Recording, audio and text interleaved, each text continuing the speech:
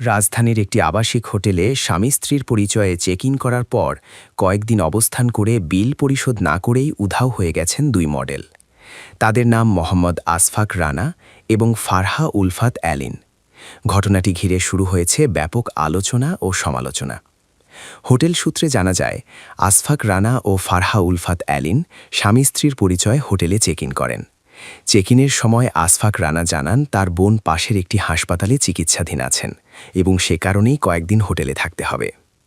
এরপর তারা টানা 5 দিন ওই হোটেলে অবস্থান করেন। পঞ্চম দিন সকালে আগের দিনের মতোই আসফাক রানা হোটেল থেকে বের হয়ে জানান তিনি হাসপাতালে যাচ্ছেন। কিন্তু এরপর আর তিনি কিংবা তার সঙ্গে থাকা ফারহা উলফাত অ্যালিন হোটেলে ফিরে আসেননি।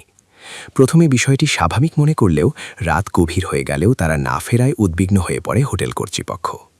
পরে তাদের মোবাইল ফোনে যোগাযোগ করা হলে আসফাক রানা প্রথমে জানান তিনি কিছুক্ষণের মধ্যেই ফিরে আসবেন। তবে সময় পার হলেও তারা আর হোটেলে ফেরেননি। পরে আবার যোগাযোগের চেষ্টা করলে তাদের মোবাইল ফোন বন্ধ পাওয়া যায়।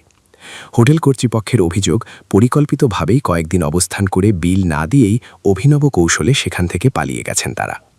জাতীয় পরিচয়পত্রের তথ্য অনুযায়ী আসফাক রানার ঠিকানা সিলেট সিটি কর্পোরেশনের পুরান লেন এলাকায় এবং ফারহা উলফাত অ্যালিনের ঠিকানা রাজধানীর রায়ের বাজার এলাকার জিগাতলা এলাকায়। তথ্য অনুসন্ধানে জানা গেছে দুজনেই দেশের মডেলিং অঙ্গনের সঙ্গে যুক্ত। এ ঘটনার পর সামাজিক যোগাযোগ মাধ্যম সহ বিভিন্ন মহলে ব্যাপক আলোচনা শুরু হয়েছে। অনেকেই বলছেন এ ধরনের ঘটনা মিডিয়া জগতের ভাবমূর্তির উপর নেতিবাচক প্রভাব ফেলতে পারে। এদিকে হোটেল কর্তৃপক্ষ জানিয়েছে তারা বিষয়টি গুরুত্বের সঙ্গে দেখছেন এবং প্রয়োজন হলে আইনি পদক্ষেপ নেওয়ার প্রস্তুতি নিচ্ছেন।